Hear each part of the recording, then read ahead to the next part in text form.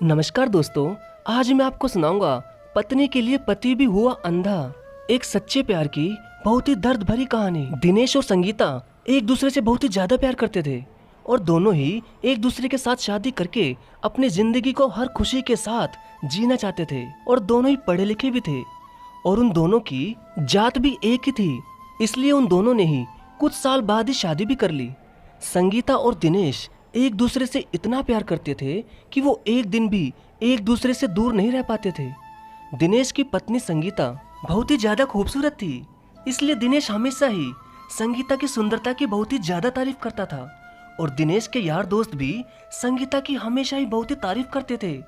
अब संगीता और दिनेश अपने प्यार भरे जीवन को एक अच्छे जीवन की तरह जीने लगे और समय बीतता गया, लेकिन एक दिन संगीता को चर्म रोग हो गया। इसलिए अब संगीता पहले की तरह सुंदर नहीं लगती थी और अब संगीता बहुत ही ज्यादा दुखी रहने लगी और मन ही मन वो ये सोचती थी कि अब शायद दिनेश मुझसे इतना प्यार नहीं करेगा। ये सोच सोच कर संगीता दिन रात बहुत रोती थी, लेकिन दिनेश के मन में ऐसा कुछ भी नहीं था। वो अब भी अपनी पत्नी संगीता से उतना ही प्यार करता था जितना कि वो पहले करता था। लेकिन तभी दिनेश ने देखा कि संगीता अंदर शीशे में अपने आप को देखकर खूब रो रही थी। ये सब बाहर खड़ा दिनेश देख रहा था। तभी दिनेश समझ गया कि संगीता अपने चरम रोग की वजह से रो रही थी। अब दिनेश समझ नहीं पा रहा था कि वो क्या करे।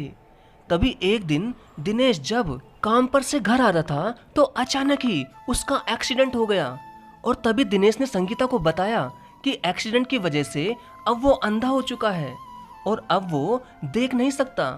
यह सुनकर संगीता को बहुत ही ज्यादा दुख हुआ और वो खूब रोने लगी, लेकिन दिनेश ने उसको समझाया कि इसमें रोने की क्या बात है, तुम अपने चर्म रोग से परेशान थी ना, इसलिए भगवान ने मुझे अंधा कर दिया और अब मुझे तुम्हारा चर्म रोग भी दिखाई नहीं देगा और मैं तुमसे अब पहले से भी ज्यादा प्यार करूंगा और तुम भी मेरा ख्याल रखना। अब दिनेश और संगीता बहुत ही खुश रहते थे और दोनों ही पहले की तरह खूब प्यार करते थे। तभी कुछ महीनों बाद अचानक ही संगीता की तबीयत बहुत ही ज्यादा खराब हो गई और वो हमेशा के लिए अपने पति दिनेश को छोड़कर ऊपर भगवान के पास चली गई। दिनेश खूब रोया और खूब तड़पा अपने प्यार को यूं ही ये दुनिया छोड़कर जाने पर। और अब दिनेश संगीता को याद कर करके खुद भी बहुत ही ज्यादा बीमार हो गया।